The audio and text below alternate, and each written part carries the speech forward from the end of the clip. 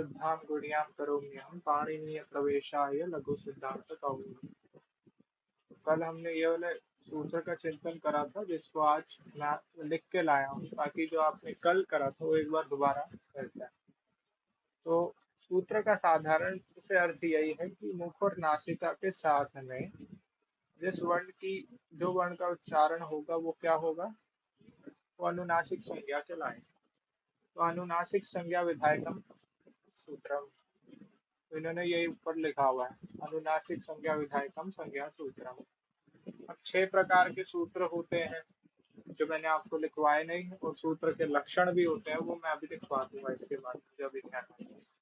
तो विषय यह रहेगा कि उसके बाद में एक बार पदच्छेद और ये समास समास की चर्चा कर लेते हैं, फिर उसके बाद आज आगे बढ़ेंगे स्थानों। तो देखो, जो सूत्र आपको दिख रहा है मुख नासिका वचनोनुनासिका, इसमें 2 पद हैं। पद क्या होता है, सुप्तिगंतम पदम, जो अंतिम सूत्र है संज्ञा प्रकरण का, वहीं पे पढ़ेंगे। तो मुख नासिका वचनः इति प्रथमांतम, अनुनासिका इति प्रथमांतम। इति का यहाँ पे अर्थ हो जाता है ये, मतलब कुछ भी बोल सकते हैं, जैसे इति बालक, किसी भी उसके लिए प्रयोग में करा जा सकता है, संदर्भ के विषय में अभी मान लो। तो समास क्या होता है, मैंने आपको समास की चर्चा बताई थी। जब भी समास बोला जाए आपने यही याद रखना है कि गंगा का जल गंगा जल, तो वहां पे वो जो का था उसका लोप हो गया। क्यों? क्योंकि अभी हमने सीधा सीधा रूप से अध्ययन नहीं करा है समास का, तो थोड़ा उसमें आता है। जैसे कि हम क्या लिखते हैं, गंगा जल, पर वास्तव में अंदर वो उसमें षष्ठी समास हो रहा है। षष्ठी क्योंकि षष्ठी विभक्ति का होता है, तो उसका अर्थ क्या होता है, गंगायाः जलम। तो वास्तव में शब्द ये है कि गंगा का जल। अब ये षष्ठी विभक्ति का लोप हो जाता है, लोप तो आप समझ गए हो, अदर्शन हो जाता है, ये लुप्त हो, बस कुछ हो जाता है, मतलब गायब हो जाता है। अभी ये मान लो, और गंगा जल बसता है। तो यहाँ पे ये जो या है, मतलब मान के चलो ये षष्ठी विभक्ति थी, ये कहाँ पे गई, इसको मान लो अभी लोप हो गया। लोप का हमने पढ़ाई था क्या होता है, अदर्शन लोप। ठीक है, तो अभी के मानने के लिए है। तो क्या हो गया इससे, जो आपको इतना बड़ा शब्द बोलना पड़ रहा था वो छोटा हो गया। और व्याकरण के हमने 5 प्रयोजन पढ़े थे, रक्षा, लघु, ऊह, आगम और असंदेह। रक्षा, लघु, ऊह, आगम और असंदेह, तो उसमें लघु आता ही है, तो ये लघु हो गया ना। अब आप 500 शब्दों को ऐसे लघु करके बोल दो तो भैया आपका तो, आपने तो छोटी सी स्पीच में बहुत कुछ बोल दिया। इसलिए समास करा जाता है, ये इसका मुख्य कारण है। तो पहले क्या लिखा है, समास। समास के बाद क्या लिखा है, मुख सहिता नासिका मुख नासिका। तो क्या है, मुख सहिता नासिका मुख नासिका।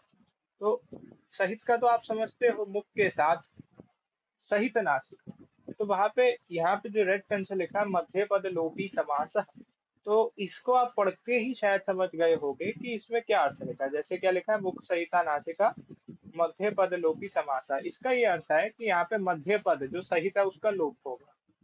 तो लोप कैसे हो गया, कोई ना कोई सूत्र होगा, कुछ ना कुछ करके व्याकरण में काम हो जाता है, जो अभी बताया जाता है उसको बस अभी के लिए समझना है। तो ये वो बन गया मुख नासिका। मुख नासिका का आप समझ गए कि मुख और नासिका साथ में। अब क्या है, तया वचन, जैसे यहाँ लिखा है तया, तो अगर किसी को रूप याद हो तो ताते ताह ताम ते ताह तया ताभ्याम ताभिः। तो नासिका क्या है, स्त्रीलिंग में है, इसलिए स्त्रीलिंग में शब्द प्रयोग हो गया उसका, वह अर्थ में। तो क्यों, विशेष क्या पढ़ा जाता है, विशेष यस्य यथलिंगम यथवचनम याचा विभक्ति, और वही विभक्ति विशेषण की भी होती है। तो विशेषण क्या था, मुख नासिका। नासिका क्या है, स्त्रीलिंग का शब्द है, आकारांत स्त्रीलिंग शब्द है, इसलिए यहाँ पे उन्होंने किसका प्रयोग कर दिया, तया का। क्योंकि ताते ताह तामते ताह तया ताभ्याम ताभिः। तया वचन, अभी वचन का अभी हम अर्थ समझेंगे। वचन का अर्थ यहाँ पे प्रॉमिस नहीं है, वचन का अर्थ। तो तया के स्थान पे ये लिखना है मुख नासिकया, वो छोटा मतलब ताकि प्रिंट की जगह बच जाए, तो उन्होंने इसलिए ऐसे नहीं लिखा वहां पे। तो मुख नासिकया वचन इति मुख नासिका वचन। अब जैसे नीचे लिखा है तृतीया तत्पुरुष समास, तो मैंने आपको अभी उदाहरण दिया था षष्ठी तत्पुरुष समास का। यहाँ पे तृतीया विभक्ति का क्या हो गया, लोप हो गया। तो अब इसको एक बार लिख के दिखाते हैं। वो ये है कि एक बार विषय का स्पर्श हो जाए, ऐसा ना हो कि मतलब आप ये समझो यार ये सब लिखा क्या, ये तो हमने पढ़ा ही नहीं था। क्योंकि समास बेशक आगे आता है, लेकिन जब मैंने भी आराम से आगे पढ़ा था तो मैंने भी प्रयास यही करा था मैं शब्दों को समझूं। आज मैं जब पुनरावृत्ति करता हूँ इनकी तब मेरे को अच्छे से आ जाता है, क्योंकि मैंने आगे का विषय पढ़ लिया। तभी अभी तो स्पर्श हो जाए, ये ना हो कि पहले हमने कभी पढ़ा ही नहीं था। तो क्या लिखा है, मुख नासिकया।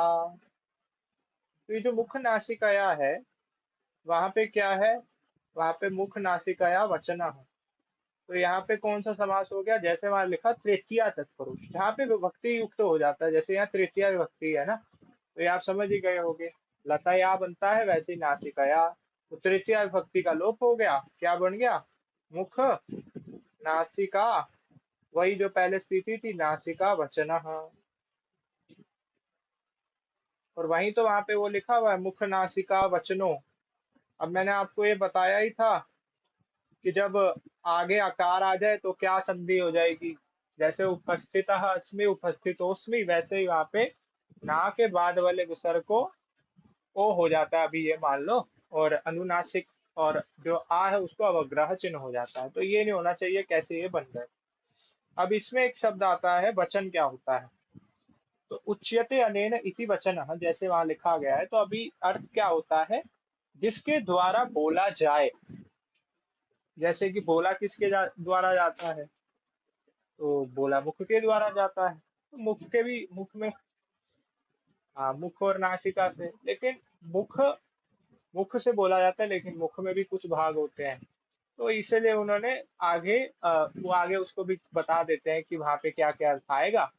लेकिन अभी यहाँ पे हम मुख का ग्रहण कर रहे हैं और नासिका अलग है, नासिका क्योंकि मुख में नहीं आती, इसलिए उन्होंने उच्यते क्या होता है, उच्यते होता है, अब एक हमारा धातु होता है। अब जैसे आपने क्या डालना है, धातु पाठ। अब जैसे ये जो चीजें आपको मैं क्लियर करके चलता हूँ, ये चीजें मेरे को उस वक्त क्लियर नहीं हो, क्यों, क्योंकि वही ऐसे बताने वाला था ही नहीं कि भाई ऐसे बता दे कि ये उच्चते कहाँ से आएगा, ये क्या है वो क्या है। बेशक अभी ना आए समझ में, लेकिन थोड़ा ये तो पता चल जाएगा कि ये हाँ ये है, और बाद में ये अगर जिज्ञासा हो तो ये मान के बात लो कि बाद में जब हम बैठ के और पढ़ेंगे तब और अच्छे से आ जाएगा। क्योंकि एक बार पढ़ने से व्याकरण नहीं आती, व्याकरण कोई साहित्य का इत्यादि ग्रंथ नहीं होता। जैसे क्या लिखा है, ब्रुवे व्यक्तायम वाची, सबसे पहली जो धातु है उसका क्या अर्थ है, to speak, to tell, to explain, कहना बोलना। अब वहां पे क्या लिखा है देखो, ये तो हमने भाववाच्य कर्मवाच्य और कर्तरीवाच्य, that is active voice passive voice का चिंतन करा था। तो ये तो हो गया कि बालक ब्रवीति, बालक बालकौ ब्रूतः। अब इसी को हम कर देते हैं भाव कर्मणो। भाव कर्मणो का क्या अर्थ होता है, वही एक्टिव पैसिव और कौन सा कर्तरीवाच्य, तो वो मान लो। तो यहाँ उच्यते वही है शब्द जिसका मतलब है जिसके द्वारा जैसे कि बालक के द्वारा बोला जाता है, तो वही हो गया उच्यते अनेन इति वचन, जिसके द्वारा बोला जाए वह वचन। तो वच किसके द्वारा बोला जाता है, जैसे अभी उन्होंने उत्तर दिया, मुख से और नासिका से बोला जाता है। तो उसी का जब हम इसमें समास कर लेते हैं, कौन सा वाला, तृतीया तत्पुरुष समास, कि मुख नासिकया वचन है इति मुख नासिका वचन। तो उसका क्या अर्थ आ जाता है, जब मैंने आगे लिखा मुख नासिका वचन, मुख और नासिका से, वहां पे स्लैश लिखा हुआ है, द्वारा कहा जाए, बोला जाए, वो क्या है, आगे उन्होंने क्या लिखा है, अनुनासिका। इस प्रकार सूत्र का अर्थ निकलता है कि एक समास का उन्होंने शब्द बना दिया या पद बना दिया इतना बड़ा, मुख नासिका वचन, उसी में उन्होंने सब कुछ समावेश कर दिया, सब कुछ समावेश कर दिया। अब आप कहो कि ये जो वचन है ये शब्द कैसे बन गया, मतलब वहां पे तो ये ब्रूते ब्रूते कुछ ऐसा बन रहा था, तो ये भी अलग अलग प्रत्यय हो जाते हैं, तो उसकी अभी अभी टेंशन नहीं लेना कि ये क्या बन जाता है क्या नहीं। तो होता यह है कि जैसे आपको यहाँ दिख रहा होगा कृदंते, तो यहाँ पे आपको कुछ दिख रहा है जैसे ल्युट, ठीक है, तो क्या लिखा है ल्युट, और इसमें क्या बन गया, वचन। तो ये कैसे बन गया? मान लो व्याकरण की प्रक्रिया है, उससे बन गया। अब मैंने आपको साक्षात दिखा भी दिया कि उसी धातु से बना हुआ है करके। तो ये क्री, अब जैसे कि ये देखो, हाँ, भ्रू इस धातु से। अब कितना अच्छा ऐप है, ऐप के उनको बनाने वालों को धन्यवाद। ल्युट प्रत्यय हो गया। ल्युट के अंदर टकार की इत संज्ञा किससे हो जाएगी? हलंत्यम से हो जाएगी। तस्य लोपः से उसका लोप हो जाएगा। अब मान लो लकार के भी इत संज्ञा है जो आगे बैठा है, और इत संज्ञा का क्या फल होता है? इत संज्ञायाः फलम किम? तस्य लोपः इत्यनेन सूत्रेण लोपः जायते। उसके बाद क्या हो जाएगा? वची प्लस न्यू। क्यों? क्योंकि ये अनुनासिक है। अब यहाँ पे अनुनासिक की भी चर्चा आ गई। जो या के नीचे ऊ बैठा है वो कैसा है? वो अनुनासिक है। तो उसका उच्चारण नासिका के साथ भी होगा, क्योंकि चंद्र बिंदु किसका वाचक ज्ञापन करती है? अनुनासिक वर्ण का। तो वच प्लस अन, वचन। अब ये क्या है? ये प्रक्रिया होती है, ये सब कुछ सूत्र लग जाते हैं। जैसे कोडिंग होती है ना, कि आप ये कोड अप्लाई करोगे तो ये हो जाएगा, वैसे ही व्याकरण इस कोडिंग, और कुछ अवशेष नहीं है। तो उस कोडिंग को समझने के लिए व्याकरण के मल्टीवर्स में घुसना पड़ता है। उसी का एक तरीका सरल है लघु सिद्धांत का। तो इसका क्या अर्थ हो गया? कि मुख नासिका वचन, मुख नासिका वचन, अनुनासिको, तो वही अनुनासिक संज्ञा हो गई। तो संज्ञा का विधान कर दिया गया। किसका? जो मुख और नासिका के साथ में उच्चारित होता है उसका। तो ये हमने पढ़ लिया। वैसे ये कल पढ़ा ही था, लेकिन समास का पक्ष समझाना था। तो ये अभी लिख लोगे, जो मैं लिख के लाता हूँ तो बहुत अच्छा है। एक रजिस्टर बना लिया जाए। अब मैं बना रहा हूँ तो आपका भी बनता है। तो अब हम देखते हैं वृत्तिमों ने क्या लिखा। जैसे मुख नासिका जो रेड पेन से लिखा है, उसका अर्थ क्या है? मुख सहित नासिकया उच्चार्यमाणो। वृत्ति क्या है? मुख नासिकयोच्चार्यमाणो वर्णो नुनासिक संज्ञा स्यात् तदित्थम, ऐसे करके वृत्ति है। तो वहां पे जिस प्रकार लिखा हुआ है वो मैंने संधि विच्छेद करके लिख दिया। यहाँ क्या लिखा है? मुख सहित नासिक्योच्चार्यमाणो। तो नासिकया उच्चार्यमाणो। अब आ और उ बन के क्या बन जाते हैं? तो ये क्या लिखा है? मुख नासिकया। तो यहाँ क्या है? तृतीया विभक्ति है, लतया जैसे बनता है। तो कया का आ, तो कया का आ, और उच्चार्यमाण इसका उ, ये क्या बन गया? बताओ क्या बनता है ये?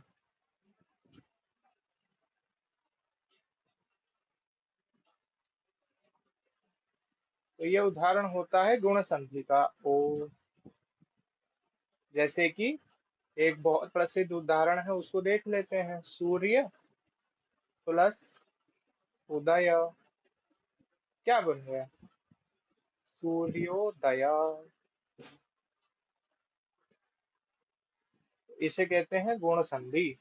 अब ये कैसे हो जाता है? आ और ऊ के स्थान पे ओ, इसके पीछे बहुत सारे, मतलब मान के चलो, कोड लगे हुए हैं, जैसे व्याकरण के सूत्र लगे हुए हैं। उसी का अध्ययन हम संधि प्रकरण में करते हैं।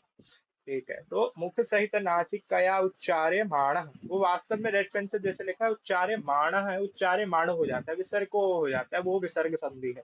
अब क्या होता है? जो आचार्य जन होते हैं, जो शास्त्रीय ग्रंथ लिखते हैं, वो बिना संधि के लिखेंगे ही नहीं, क्योंकि वही सही पैटर्न है। संधि किसी प्रयोजन के लिए दी गई। अब जैसे वर्णोनुनासिक संज्ञा स्यात्, अब जैसे वर्ण अनुनासिक।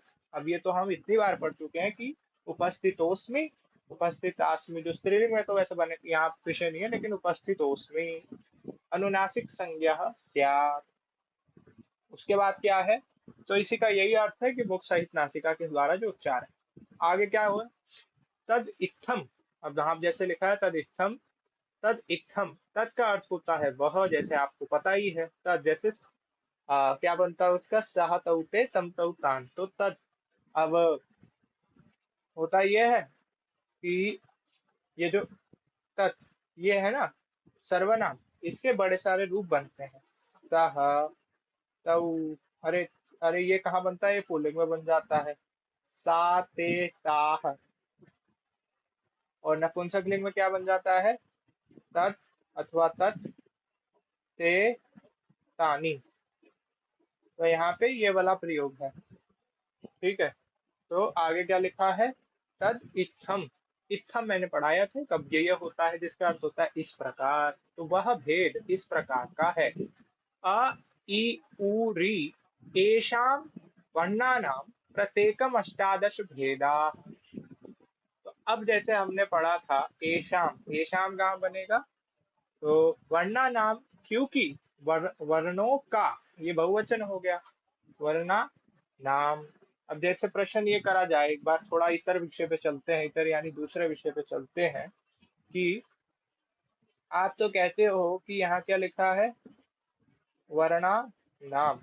जैसे हमारा मूल शब्द क्या है, वर्ण, उसका षष्ठी बहुवचन में ये बन गया रामाणाम की तरह। अब यहाँ पे आपको ये रा तो मिल गया, रेफ तो मिल गया, तो यहाँ पे अटकुट वांगनु विवाहेपि और रसाभ्याम लोनः समान पदे, इससे णत्व क्यों नहीं हुआ, ना को ना क्यों नहीं हुआ, तो कोई बताएगा।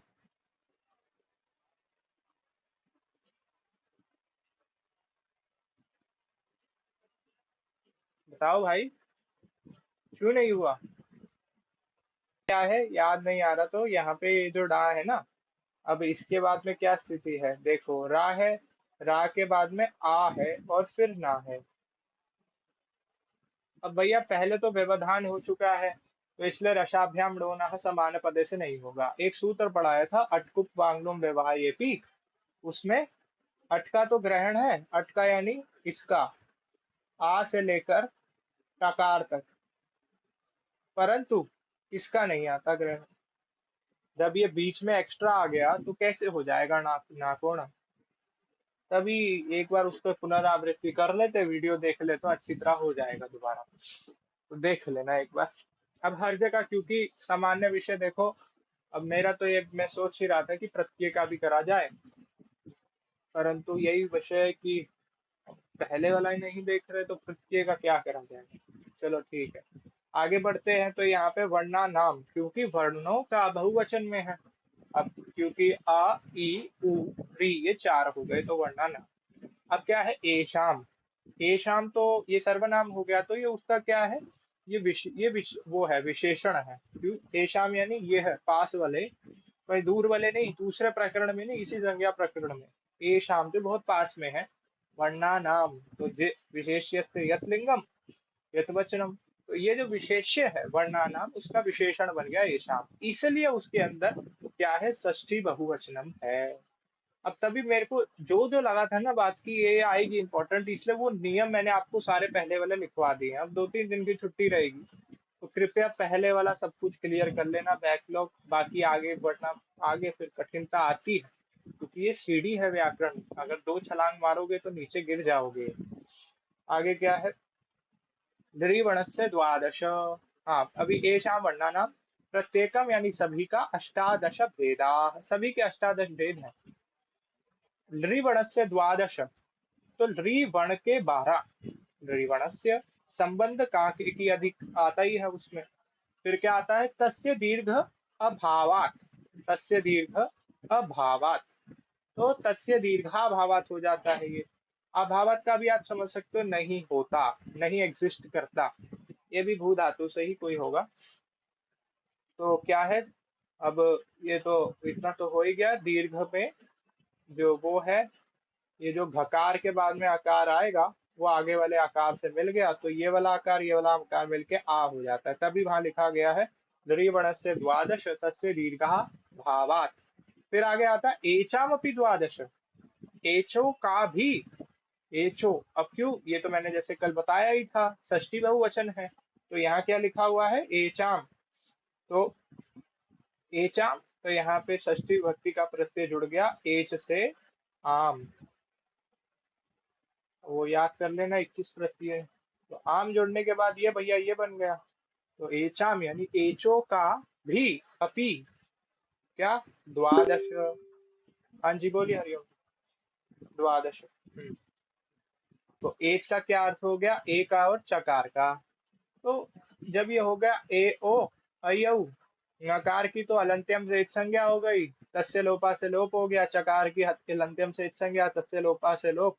तो एज का मतलब हो गए चार वर्ण, कौन कौन से, ए ओ आई औ, तो ये बहुवचन हो गया, इसलिए वहां पे षष्ठी बहुवचन का प्रयोग हो गया और क्या बन गया, आम प्रत्यय का प्रयोग हो गया। अब कृपया वो याद रखें, जैसे मैंने बोला आपको पहले भी, सुऔजस अमौषस ताभ्याम विस ङेभ्याम व्यस ङसीभ्याम व्यस। अब षष्ठी में चलता है घस ओस आम, तो ये रहा आम। फिर आता है घस ओस आम गियों सुख। ठीक है, तो आगे बढ़ते हैं। तेषाम अपि द्वादश तेषाम। अब देखो यहाँ पे जैसे तस्य लिखा था, तस्य क्या था, एक वचन में था, तो वो ऋवण से बोला गया। अब एचाम क्या है, बहुवचन में है, इसलिए तेषाम बोला गया। तो क्या वही चल गया, साहतौते करते करते पंचमे बनता है तस्मात् ताभ्याम तेभ्यः फिर आगे क्या, तस्य तयोः तेषाम। तो वो था एक वचन में, ये बहुवचन में। तेषाम ह्रस्व अभावात्, क्योंकि उनका ह्रस्व नहीं होता। और इसका मैंने आपको कारण बता दिया था कि उसका ह्रस्व क्यों नहीं होता, क्योंकि जब ये मिलकर ही इससे बना है। अब हम इनको क्या बोलते हैं, इनका एक नाम दिया गया होता है ना, मिश्रित। मिश्रित का क्या अर्थ है, मिश्रा जी का क्या अर्थ होता है सरनेम का, अभी देखते हैं। आ प्लस ई क्या हो जाता है, ए। आ प्लस ए क्या हो जाता है, आई।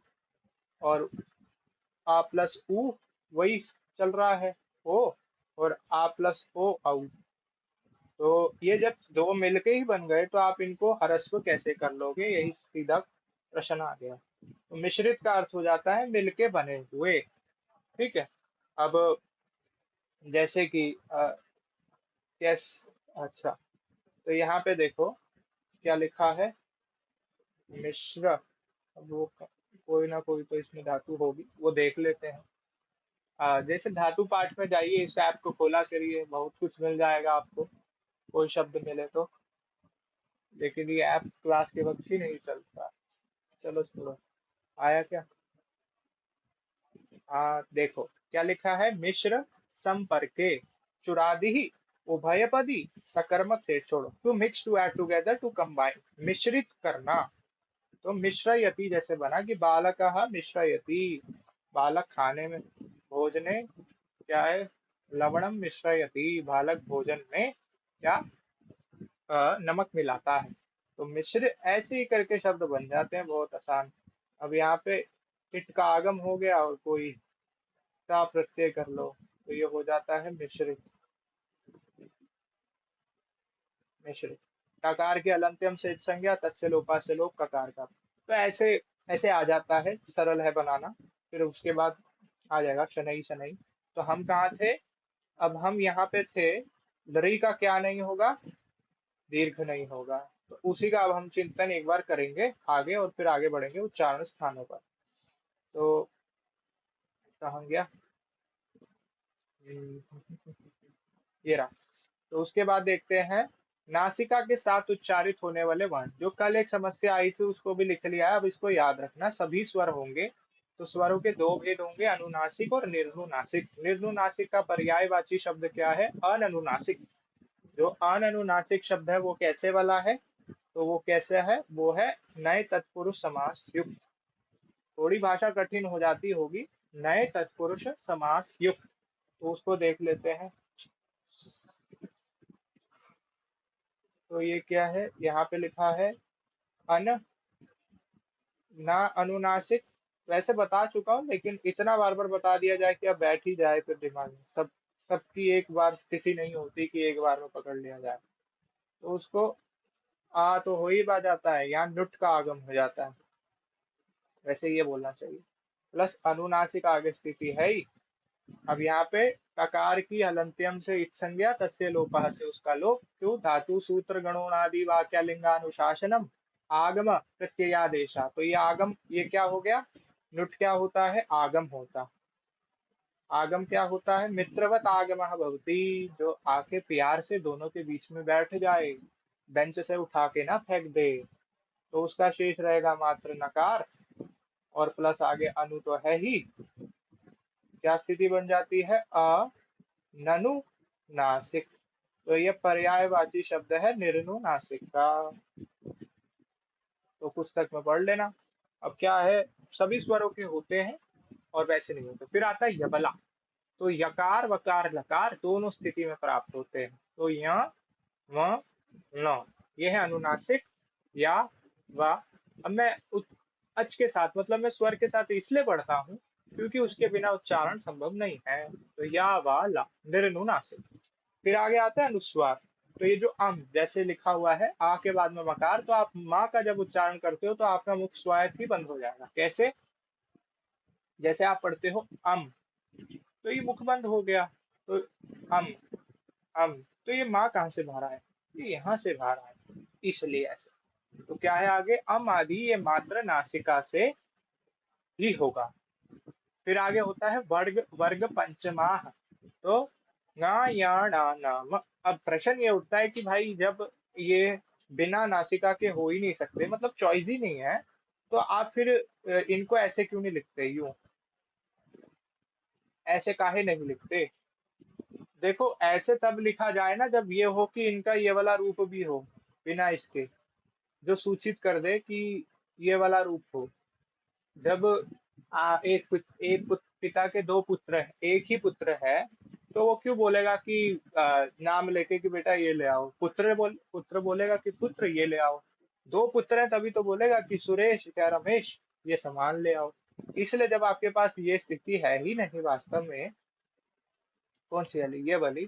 तो आप हर जगह ये लिखते रहो, फिर ये क्या है? जो व्याकरण जिसने पढ़ी होगी उसको पता है कि ये बिना नासिका के तो पढ़ा ही नहीं जा सकता। बाकी थोड़ा देवनागरी का भी विषय आ जाता है, और सामान्य भाषा में क्या चल रहा है। आगे क्या है? तो ये नासिका अपने अपने उच्चारणों से ही होंगे। अब से वहां पे स्लैश लगा हुआ है। बिना नासिका के नहीं, अतः इनका अनुनासिक अननुनासिक निर्नुनासिक भेद नहीं होता। क्यों? तो अभी इसमें हमने देखेंगे उच्चारण स्थानों में कहाँ गया पुत्रगतवान।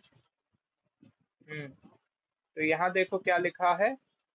यम गणनानाम नासिका च, यम गणना अनुनासिक वर्ण नासिका भी, नासिका च का क्या अर्थ हो गया? भी।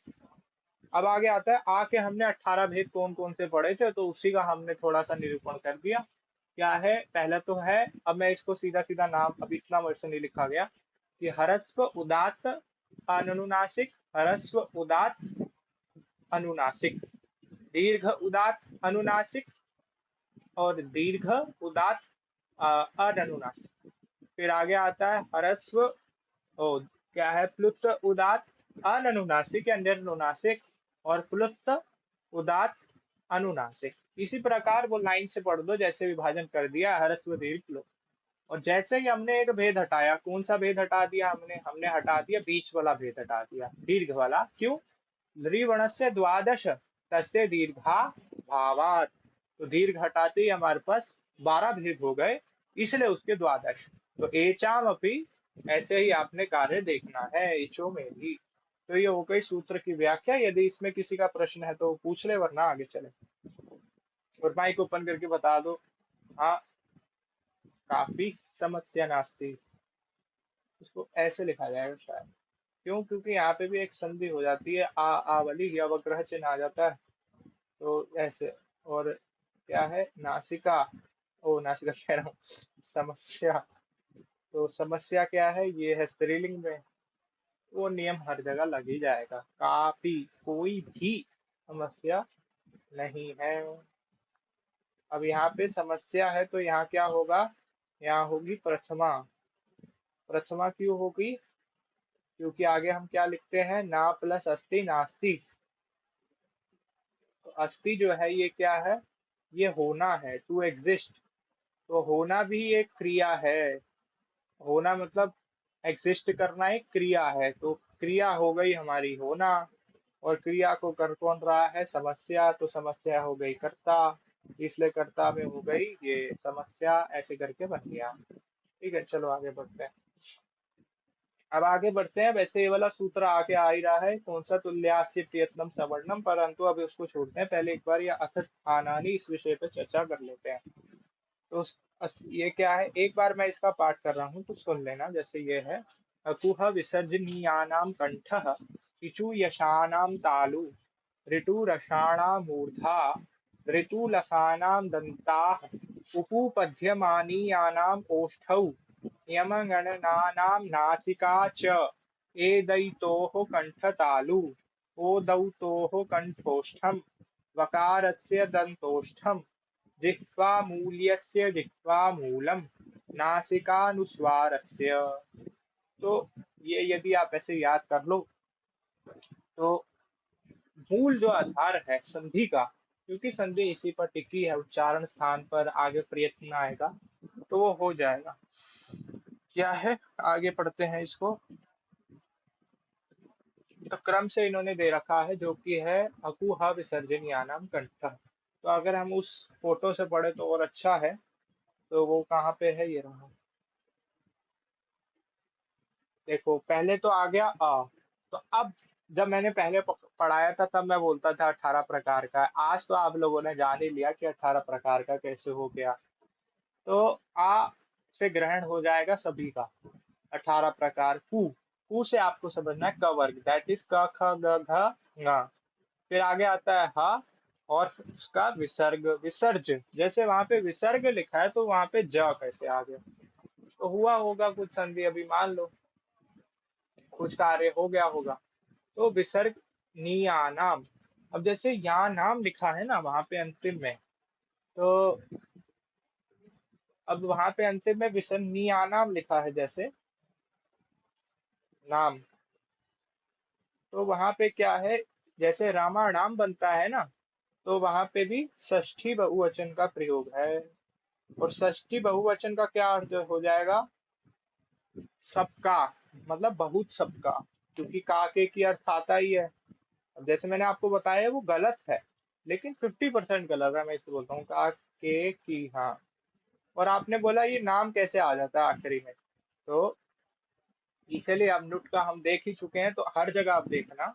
जैसे क्या होता है, बालक, इसे कहते हैं रूप सिद्धि। जब आपको थोड़ी सी अगर याद हो जाए तो आपको कहीं पे समस्या नहीं आएगी। बालक प्लस आम, ये प्रत्यय होता है आपको पता है। तो ये बालका नाम हमारे को क्या सिद्ध करना है, बालका नाम, क्योंकि अभी सब में यही आने वाला है, षष्ठी बहुवचन। तो ये यहाँ से यहाँ तक कैसे चला जाता है, तो यहाँ बालक प्लस क्या हो जाता है, नुट का आगम हो जाता है, प्लस हो जाता है आम। तो नुट में क्या शेष रहेगा, जैसे बता दिया ना, और ये मिल गया इससे आम। और यहाँ पर अब कोई एक सूत्र लग जाता है जो उसको, इस आ को, ये वाला जो आ है, इसको क्या कर देता है, आ कर देता। तो इसको अब हम वर्ण सम्मेलन कर दे तो क्या बन जाएगा, बाल का नाम। अब आप किसी भी उसमें ढूंढ ले, किसी भी उसमें, अब कोई शब्द ले ले जिसमें आपको कठिनता होती है, जैसे राम प्लस आम। तो यहाँ पे बस एक चीज एक्स्ट्रा होती है, वो चीज मैंने पढ़ा दी है पहले, क्या, अब पहले रामा बना लो, वही चीज हो गई जो मैंने बताया, नुट का आगम हो गया नाम। अब यहाँ पे क्या हो जाता है, ड़ा हो जाता है बस, और कुछ एक्स्ट्रा है नहीं। णत्व क्यों हो गया, क्योंकि आपके पास में ये आ गया रेफ। तो यहाँ पे अट को पांडव व्यवायेति इत्यनेन सूत्रेण नकार से णत्वम भवति, नकार को णत्व हो जाता है। और क्यों, क्योंकि ये अट में आता है। ये भी माँ किस में आ जाता होगा, अट वांग नुम। हाँ ये भी आ ही जाता होगा किसी में, और ये हो गया, ठीक है। तो ये हो गया रामा राम। तो अब बाकी उसमें देखो सब में, तो यहाँ क्या लिखा है, ईचु यशा नाम। आगे क्या लिखा है, ऋतु रशा राम। राम का क्या अर्थ हो गया, क्योंकि आगे क्या दिख रहा है आपको, आगे आपको तो भाई सब कुछ दिख रहा है, री दिख रही है, रा दिख रहा है, सकार दिख रहा है, और तीनों के परे रहते ही णत्व हो जाता है, तो सब कुछ ही दिख गया वहां, तो वहां तो कोई रोक ही नहीं सकता। तो इसलिए हो गया। फिर आता है ऋतु लसाना। अब यहाँ पे कोई निमित्त ही नहीं है ना करने वाला। तो अब बताओ कितना बढ़िया हो गया ये, इसमें अगर मैंने एक समझा लिया तो अब आपको सब जगह ये दिख रहा होगा षष्ठी का। तो क्या, अकुआ विसर्जनीयानाम विसर्ग का हो गया, हकार का हो गया, ठीक है, कंठ हो गया भैया। तो कंठ आपको पता ही है, जहां पे आप कवर का उच्चारण करोगे और जीभ का स्पर्श होगा उसको कंठ मानना है। एडम्स एप्पल वाले स्थान को कंठ नहीं मानना। या आप बोल दो ये है कंठ। हाँ बेशक वायु यहाँ से जा रही है, पर का के वक्त छू तो नहीं रही ना। क, ख, ग, पीछे के स्थान पे कहीं छू रही है अंदर की साइड, तो उसी को अभी कंठ मानना है। क्यों? क्योंकि इन्होंने तो वही बोला कि भाई जहां से ककार का उच्चारण करेंगे वही मान लो, तो जो लिखा है वही मानना है। फिर आगे आता है इचु यशानाम तालु। तो इचु यशाओं, अब मैं इसको सोच रहा था कि लिख के लाऊं कि इन सबका, लेकिन इतना तो अब आप सबको पता ही चल गया कि यहाँ पे बहुवचन का अर्थ आ जाएगा। तो इचु यशानाम, इकार 18 भेद, चु यानी च छ ज झ ञ, या और श, ये शा कौन सा होगा? तालव्य शकार। ठीक है। तो एक बार आनंद जी दूसरा और तीसरी जो लाइनें लिखी है, इचु यशानाम और ऋतु रसाणाम, इन दोनों का पाठ करो एक बार, मतलब बोलो। गड़बड़ तो है थोड़ी, लेकिन कोई नहीं, ऑनलाइन में नहीं पता चलता। तो इचु यशानाम यानी छ छ ज झ या। फिर उसके बाद हम बढ़ते हैं आगे, ये तालव्य शकार अब आपको याद रखना है। ऋतु रसाणाम मूर्धा, तो ये हो गया मूर्धन्य शकार, छठ वाला, 6 वाला। तो री, री, अब देखो इसका उच्चारण जो है ना वो थोड़ा री, जीभ को घुमाना होता है। प्रायशः विभिन्न मिलता है, लेकिन जो मैंने गुरुजनों से सुना है तो मैं आपको वही बताऊंगा। जैसे ये री है, अब इसको दक्षिण भारतीय मराठी लोग क्या बोलते हैं? संस्कृत बोलते हैं, ना कि संस्कृत बोलते हैं। गुजराती भी संस्कृत बोलते हैं, जैसे कि गृह मंत्री बोलते हैं अमित शाह जी। तो क्या है ये री और रू कहाँ से आ गया? अब हम उत्तर भारतीय हैं, अब विभाजित नहीं कर रहा मैं भारत को, देश भक्त हूँ, लेकिन अब जैसे कि जो चल रहा है, क्योंकि ये भाषाएं जैसे हुई है, भाषा विज्ञान का विषय आ जाता है। तो अभी आपने री, जैसा आपके यहाँ चल रहा है वही पाठ करो, मुझे कोई समस्या नहीं है। तो री, री, री, री, थोड़ा सा जीभ को घुमाना पड़ता है, जैसे पितृणाम होता है, पितृणाम। अब वहां पे बहुवचन में बनता है पितृ शब्द का, पिता पितरौ पितरः, उसका षष्ठी बहुवचन में क्या होता है? पितृणाम। पितृणाम नहीं होता, वो पितृणाम। थोड़ा जीभ घुमाना पड़ता है, बड़ी कठिनता है, तभी संस्कृत जो बोल दे वो हो जाए काम उसका। तो री, री। फिर टू का अर्थ होता है ट ठ ड ढ, ट ठ ड ढ ण, और रसाणाम, तो रा, रेफ और शकार। तो याद हो जाएगा तो आपको हो ही जाएगा फिर तो। फिर आता है ऋतु लसानम, जो कि है री, तो इन्होंने लिख दिया 12 प्रकार। तो ये एक उदाहरण है कि जैसे आप आगे पढ़ोगे ना, कभी आगे ज्यादा पढ़ के वापस जब इधर देखने आओगे तब आपको और अधिक समझ में आए। क्योंकि जब मैंने आपको आरंभ में ये चीज पढ़ाई थी, कहीं ना कहीं रचना के अंदर, कॉमेडी में, तो आपको ये पक्का था कि ये 12 और 18 प्रकार का कैसे हो जाता है, लेकिन अब आपको अच्छी तरीके से ये ज्ञान होगा। तवर ज्ञानी तथा दधना और ला और स, तो दंत्य वर्ण हो गया। फिर आगे आगे आता है उपपद्य मानिया नाम ओष्ठव, क्योंकि होठ दो होते हैं इसलिए ओष्ठव लिखा है, एक कोई एक होठ से उच्चारण नहीं करता। तो उ, ऊ और पू। अब ये उपधमानीय क्या होता है? तो ये जो पा और फा के नीचे आधा विसर्ग दिख रहा है ना पहले, हाँ, तो इसका वो विषय आएगा उपद वाणियों का, तो उसमें भी वो बताया जाएगा। अभी जैसे ये है, ये पा और फा, तो इसका उच्चारण क्या होगा वो भी अभी बता दूंगा मैं बाद में। ये होगा, ये लिखते ऐसे हैं। और का और खा के पहले जो होगा उसे जीफा मूले बोलते हैं। और ऐसे कप, हम तो गुरु जी से यही सुना है, खा ऐसे करके ऊपर पढ़ देते हैं। पर देखिए, तो आगे क्या लिखा है? यम गणनानाम नासिका च, तो इनका नासिका भी, ये अर्थ हो गया। तो अब इसमें समस्या नहीं होनी चाहिए। अब जैसे कि क्या होता है, ये ये भी एक प्रकार से जैसे समास होता है कि इसमें लिख देते हैं य, ङ, ण, यम, क्या लिखा है? यम, अच्छा ठीक है, यम, अरे भैया आ जा, य, म, ण, ण, न, ऐसे है ना। तो यहाँ पे इनको प्लस में करके लिख देते हैं, तो ये समास है। आगे न, और इनसे कौन सा प्रत्यय हो गया? आम। यम गणनाना, तो यम, न, ण, न, क्या लिखा है? यम गण ना, ना, प्लस नुट का आगम नाम। तो हर स्थान पे यही समझना चाहिए। तो नासिका ए दई तो हो कंठ तालु। ए और आई कंठ और तालु। अब इसके पीछे का कारण क्या है? तो कुछ कारण नहीं है। आ प्लस ई, ए इसका है कंठ, ई का क्या होता है? इचु ऐसा नाम तालु। तो हो जाएगा कंठ तालु। ए ए आगे क्या है? ओ दऊ तो हो कंठोष्ठम। तो फिर वही है, बार बार वही चीज आती है। एक ही पैटर्न है और पैटर्न तो चेंज होता नहीं। आ प्लस उ दैट इज ओ। तो इसका क्या है? कंठ। और इसका क्या है? ऊ का क्या होता है? उपपद्य मानी आनाम ओष्ठ। ओष्ठ। तो ये हो गया कंठोष्ठ। अब यहाँ पे संधि हो गई भैया, कंठोष्ठ। आगे क्या लिखा है? वकार से दंतोष्टम। वकार का क्या है? द है। द वकार से क्या है? द। अब आप बोलते हो व। हाँ, दिखाना पड़ेगा। आप बोलते हो व, तो जीभ जो है व। अब वहां पे जो दांत है वो कहाँ लग रहे हैं? होठों पे लग रहे हैं, इसलिए व। अब दांतों से और कौन से वाला होता है जो दंताह बोलते हैं? ऋतु। जैसे द, थ, द, ध। तो जीभ कहाँ लग रही है?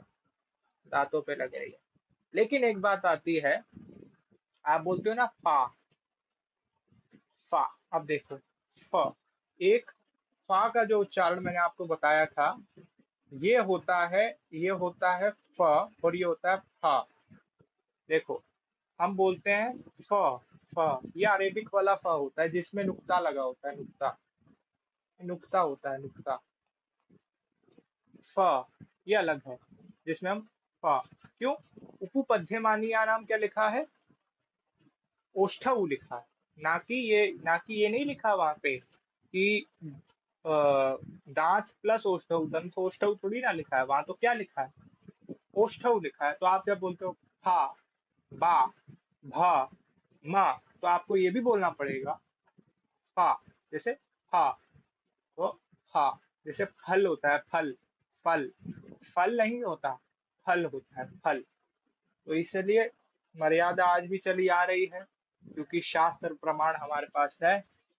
अब ये भी मैं भी गलत बोलता था, मेरे एक दोस्त ने इंगित कर दिया। तो जहां से ज्ञान प्राप्त हो जाए वहां से ज्ञान ले लेना चाहिए।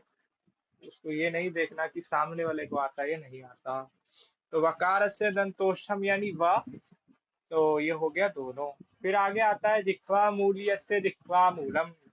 तो ये जिह्वा मूल क्या है, इसका विषय मैं आपको अच्छी तरह समझाऊंगा। ये बस यही है, कफ ख ऐसे करके थोड़ा सा कर देते हैं, कफ ख जो भी है उच्चारण का इसमें है थोड़ा, भेजूंगा मैं इसको।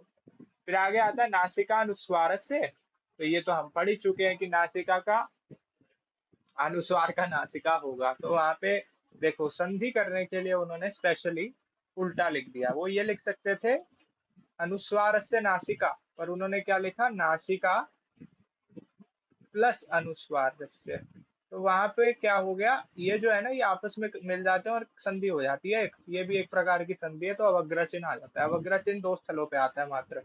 एक तो ये वाली संधि पे, जब आपको बड़ा आ और कहीं आ मिल जाए, अभी मान लो ये वाला वैसे पूरा नहीं है, और इसमें क्या है, उपस्थित ओस्मी वाली स्थिति में, जैसे मैंने आपको बहुत बार बताया। तो आज मेरा यही था उद्देश्य कि आज तो सारे स्थान हमने पढ़ा देने और पढ़ लिए हमने, क्योंकि अब 2-3 दिन की मान को छुट्टी हो सकती है, कल की और सोमवार की। तो आपको ये पढ़ के आना है सारा। जिनका छूट भी गया है, जो अभी है यहाँ पर, उनको पहले की वीडियोस देखनी है। छुट्टी इसलिए रहेगी, वो मैं बता दूंगा। कल की तो वैसे भी रहेगी। कल क्या है?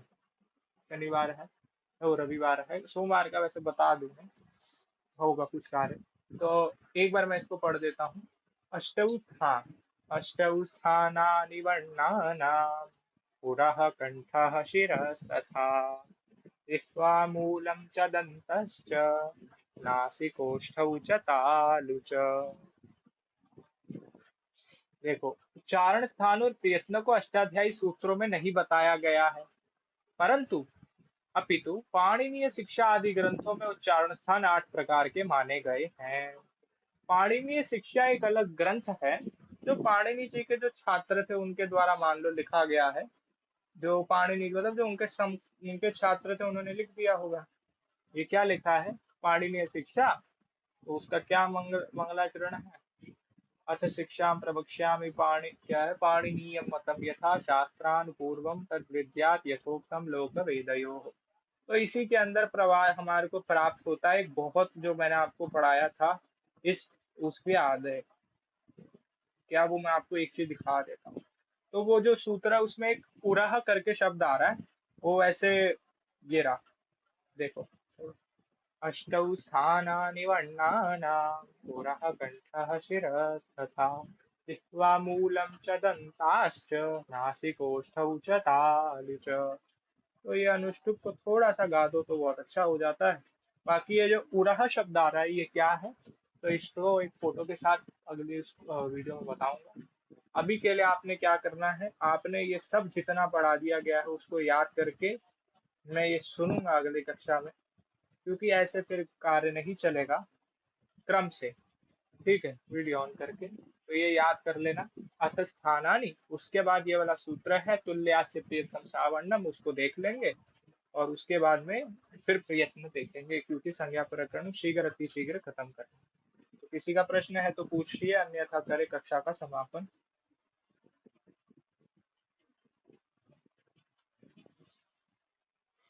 ठीक, क्या लिखा है? वाक्यकारम वर रुचिम भाष्यकारम पतंजलिम पाणिनिम सूत्रकारम च प्रणतोस्मि मुनित्रयम्।